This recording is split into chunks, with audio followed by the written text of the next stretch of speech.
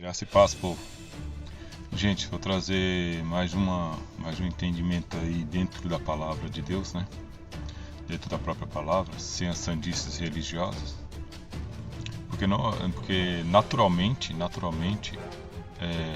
as religiões fazem manipulação de textos, né? Manipulação de textos ao seu bel prazer, né?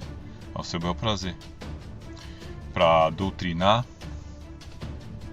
e para tornar as pessoas alienadas. Essa é a verdade, alienadas aos seus dogmas e preceitos que na sua totalidade não se fundamentam na palavra. Haja vista ele se intitular, né, os detentores da verdade, quando não são. A verdade, ela é manipulada para o seu bel prazer. A verdade, ela é manipulada ao bel prazer das religiões, para dar crédito às suas sandices.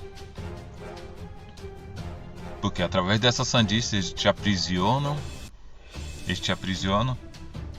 e te doutrinam, tornando você um alienado às suas regras e preceitos, fazendo as pessoas ficarem incapacitadas de raciocinar, pensar ou até mesmo de ler os textos bíblicos. Ler texto e contexto para entender o que se está falando ali. Na realidade, é tudo uma forma de manipular. Eles te anulam no entendimento. Haja vista eles mesmos estarem anulados pelo entendimento. Não compreendem. Lê, mas não entende. Ouve, mas não entende. E ainda se intitulam dono da verdade, por ter feito o compilado Bíblia, né? Mas eles mesmos não crêem na palavra. Eles mesmos não crêem. Se fundamentam em dogmas e preceitos que nem fundamento tem. E aí por isso que se encontram aí debaixo de engodo e manipulando a massa. Agora você que está ouvindo isso, é despertar para uma verdade. Eu não estou aqui a dizer da sua fé. Você pode crer no que você quiser, embora tudo está no controle do Eterno. Porque essa fé não é sua, né? Tudo está no controle dele.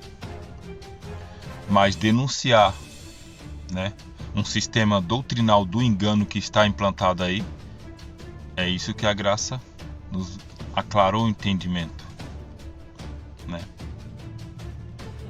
Não estou aqui a falar da sua fé, se você é católico, se você é evangélico, se você, qualquer denominação que você seja, ou credo religioso. Não estou a falar da sua fé. Mas empurrar na goela do povo abaixo doutrinas do engano, aí é onde tem que se combater. Eles dizem o seguinte, que Maria é mãe de Deus, né? Onde eles encontraram isso? Os textos sagrados mostram isso? Não mostram. Se você for analisar textos e contextos, uma escatologia bíblica, não tem nada a ver com o que estão falando por aí afora. É mãe de Deus. Vamos aos textos. Diz assim: o verbo se fez carne. O verbo se fez carne, ou seja, ele se fez. Ele não foi feito. Ele não foi o que? Fecundado. Ele se fez, ele se gerou. Ou seja, ele se gerou, ele se fez, ele se transformou. Ele se fez carne. Ou seja, ele não precisou do gameta masculino e nem do óvulo feminino. Ele se fez, ele se formou, ou seja, ele se gerou, ou seja, ele se tornou o embrião.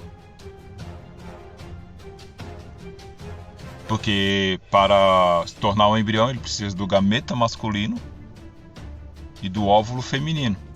Fecundação torna-se o embrião, ou seja, ele se formou, ele se gerou. Não é isso? É isso. Como o o anjo disse, né? E projetando ele isso, eis que em sonho lhe apareceu um anjo do Senhor, dizendo: José, filho de Davi, não temas receber Maria, tua mulher, porque o que nela está gerado, é do Espírito Santo.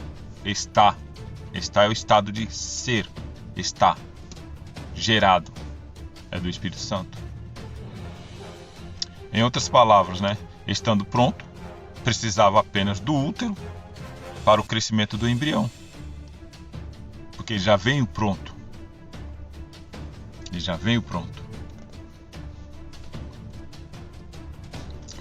Paulo vai traçar uma analogia, né? Fazendo um comparativo de Melquisedeque e o Filho do Homem, que é o Filho de Deus, né? Fazendo uma analogia. Então Paulo diz assim em Hebreus 7:3, vai dizer assim: sem pai.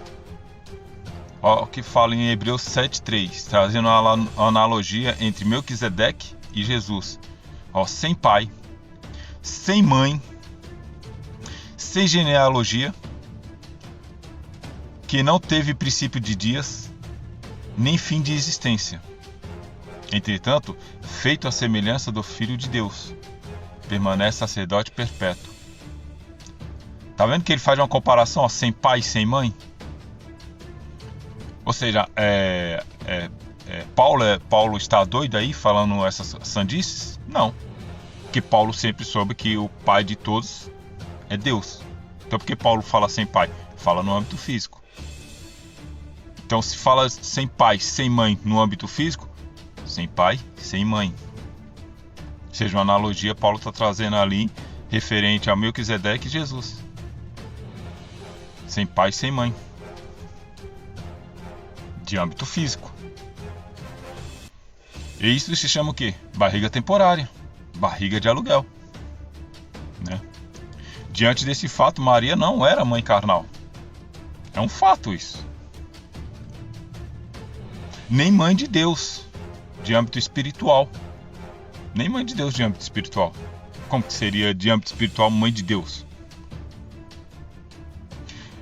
Vamos lá. Jesus pergunta aos fariseus: de quem Cristo é filho? Jesus pergunta aos fariseus: de quem Cristo é filho? E os fariseus respondem: filho de Davi. Note a resposta de Jesus: se Davi, pois lhe chama Senhor, como é ele seu filho? Se Davi chama de Senhor, como que o Cristo é filho de Davi? É o contrário, é inverso. Né? Nesse mesmo raciocínio, a gente vai ver Maria em Lucas 1,46 falando assim: a minha alma engrandece ao Senhor. É uma pergunta retórica. Se Maria chama de Senhor, a mesma coisa como foi feita a pergunta lá para Jesus em Mateus 22:45, né? Se ela chama de Senhor, como é ela mãe dele? Como pode? É retórico, você não precisa nem responder isso aí. Tá estampado aí. Então, ou seja, notamos que Maria não era mãe carnal, pois o óvulo não era dela, porque ele se fez, o verbo se fez carne. Ele se gerou. Só precisava do útero. E nem mãe espiritual, porque se ela o chama de Senhor, como é ela a mãe dele? Tá bom, gente?